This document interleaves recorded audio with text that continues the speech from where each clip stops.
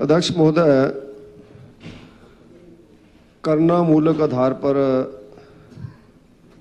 जो रोजगार गवर्नमेंट के माध्यम से दिया जाता है उसके ऊपर जो अध्यक्ष महोदय प्रश्न है। आप भी अध्यक्ष महोदय जानते हैं कि समय समय के ऊपर अनेकों कर्मचारियों की जब डेथ हो जाती है तो हम लोग उनसे उनके परिवार के सदस्य जो भी बड़ा होता है उससे नौकरी के लिए हम पत्र उनसे मंगवाते हैं।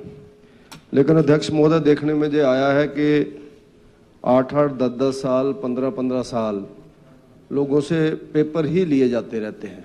एक तो मेरा आग्रह रहेगा कि गवर्नमेंट इसमें एक ऐसी गाइडलाइन निकाले ताकि व्यक्ति को वो गाइडलाइन मिल जाए, उसके हिसाब से एक बार पेपर लग जाए और उसके बाद दोबारा बार बार लेटर वापस उनको ना जाए। क्या इसको हम सुनिश्चित करेंगे? नंबर 1। नंबर 2, सरकार कोई ऐसी नीति बनाएगी जिसमें शीघ्र अतिशीघ्र व्यक्ति को इसमें नौकरी मिल जाए।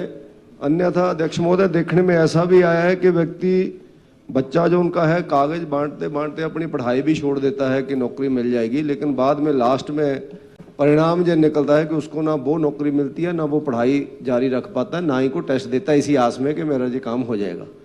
तो इसके बारे में एक फाइनल नीति बना करके हम लोग उन दुखित परिवारों को एक मुश्त क्या कोई हम लोग राहत पहुंचाएंगे। जैसा जयराम ठाकुर जी की गवर्नमेंट के समय पर लगभग 3000 लोगों को रोजगार दिया गया था, कुछ ऑप्शंस दिए गए थे कि अगर आप इसमें आना चाहते हैं तो आप लोग आ जाएं, तो लोगों ने क्लास 3 क्लास 4 में ज्वाइन किया था। कि ऐसा एक मुश्त गवर्नमेंट कोई ऐसा इसका कोई ऐसी स्कीम निकालेगी जिसके अंतर्गत उनको रोजगार दिया जा सके। माननीय उप मुख्यमंत्री महोदय। अध्यक्ष महोदय, माननीय सदस्य ने नीति की बात की है और हमारे माननीय मंत्री रोहित ठाकुर जी की अध्यक्षता में मंत्रिमंडलीय उप समिति बन चुकी है और बहुत जल्दी उसकी रिपोर्ट आने वाली है। लेकिन मैं हाउस को ये एश्योर ज़रूर करना चाहता हूँ कि हिमाचल प्रदेश सरकार मंत्रिमंडल कमिटेड है करणामूलक लोगों को नौकरियां देने की। लेकिन जैसा कि माननीय सदस्य सत्ती जी ने कहा कि कागज़ बार बार वापस ना आए और किसको किस कैटेगरी की नौकरी मिलनी है, ये बहुत जल्दी रोहित जी की कमेटी का रिकमेंडेशन आ जाएगी। हम आप एक मुश्त की बात कर रहे हैं, ऐसा नहीं है कि हम अपने चुनावी वायदे से पीछे हटे हैं जैसा कि बार बार कहा जा रहा है। हम इन सब के केसेस को कंसीडर करके और समयबद्ध तरीके से इनको नौकरियां देने के लिए कृत संकल्प हैं और इसमें कतई भी ऐसा नहीं है क्योंकि इसमें इनकम का मसला था, कुछ 5% नौकरियां दिए जाने के प्रावधानों का मसला था।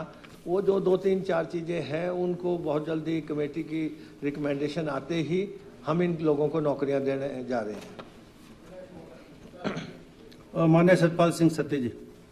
अध्यक्ष महोदय, मैं माननीय उप मुख्यमंत्री जी से ये जानना चाहता हूं कि वैसे तो इन्होंने कहा है कि मंत्री ठाकुर साहब के नेतृत्व में जो कमेटी गठन हुई है। मेरा आग्रह रहेगा, ठाकुर साहब भी यहीं बैठे हैं शिक्षा मंत्री जी, कि इसका शीघ्र अतिशीघ्र इसकी रिपोर्ट दे दें। और उसके साथ साथ एक हमने कंडीशन लगाई है कि 5% ही हम लोगों को ये नौकरी देते हैं। अलग अलग विभागों में हजारों पोस्टें हमारी खाली पड़ी हैं, तो इनको अगर एक मुश्त करना होगा तो उसके अंतर्गत ये कंडीशन भी आपको हटानी चाहिए ताकि लोगों को रोजगार मिल जाए। क्योंकि अनेकों ऐसे परिवार हैं जो प्रभावित हैं, उनके बच्चे जहां समय समय पर सेक्रेटरीट के बाहर, विधानसभा के बाहर वो धरने देते हैं, अनेक कई दिन धरने पे बैठे रहते हैं, ताकि एक मुश्त उनका हल हो सके और उनके परिवारों को राहत मिले। ऐसा मेरा माननीय मुख्यमंत्री से आग्रह रहेगा। 5% और कमेटी की रिपोर्ट का कोई समय सीमा, और एक आपने हल्का सा बीच में पेज फंसाने की कोशिश की है कि समयबद्ध तरीके से हम लोग पर नहीं, कुछ ऐसा आपने शब्द पर जो के चरणबद्ध तरीका, इसमें चरणबद्ध तरीके में मत चलने। तो बाकी गवर्नमेंट चल रही है चरणबद्ध तरीके से, लेकिन इसमें चरणबद्ध तरीका ना करके एक मुश्त ऐसा मुझे लगता है सब लोगों की सहमति इसमें होगी, माननीय सदस्यों की। माननीय उप मुख्यमंत्री महोदय। माननीय अध्यक्ष महोदय,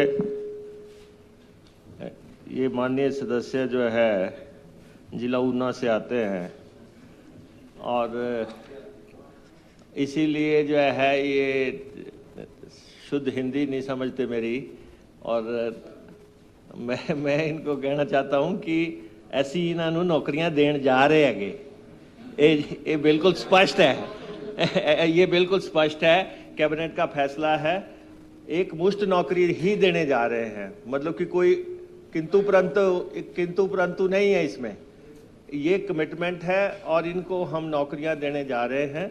सिर्फ रोहित ठाकुर जी की कमेटी की रिपोर्ट का इंतजार चल रहा है, जैसे, और बहुत जल्दी आ रही है, और बहुत जल्दी, और कमेटी की रिपोर्ट कितनी देर में आ रही है, मंत्री जी यहाँ बैठे हुए हैं, ये खुद ही बता दें।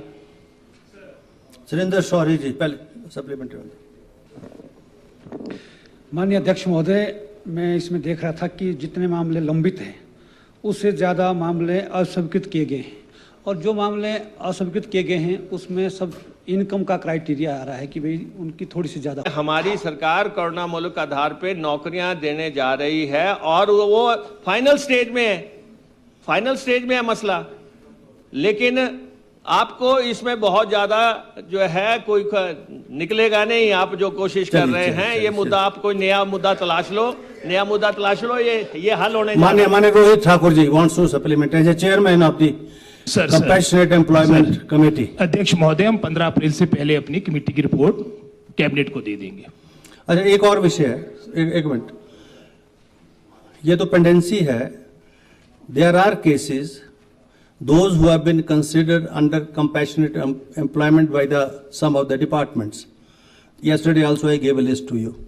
जब ये पॉलिसी अभी फाइनल नहीं हुई, पेंडेंसी स्टेट में इतनी ज्यादा है, तो बीच में ये सिलेक्टिव केसेस कैसे कंपैशनेट के मंजूर हुए? अध्यक्ष महोदय, डिपार्टमेंट्स के पास पोस्टें होती है और उन पोस्ट के तहत उस पे भर्ती करने पे कोई रोक नहीं है। जैसे कहा कि 5% दे सकते हैं सारे डिपार्टमेंट, तो नहीं एक्सीड करेंगे, वो तो एक्सीड तो करना ही पड़ेगा जब नौकरी देनी है एक मुश्त। लेकिन जिन लोगों को नौकरियां मिल रही हैं, डिपार्टमेंट्स दे रहे हैं, वो सिर्फ उस आधार पे दे रहे हैं कि जो पोस्ट खाली है और हम उस पे जो है भर्ती कर रहे हैं। आपने कल मेरे ध्यान में लाया है कि आपकी कॉन्स्टिट्यूएंसी के जो इश्यूज है उस पर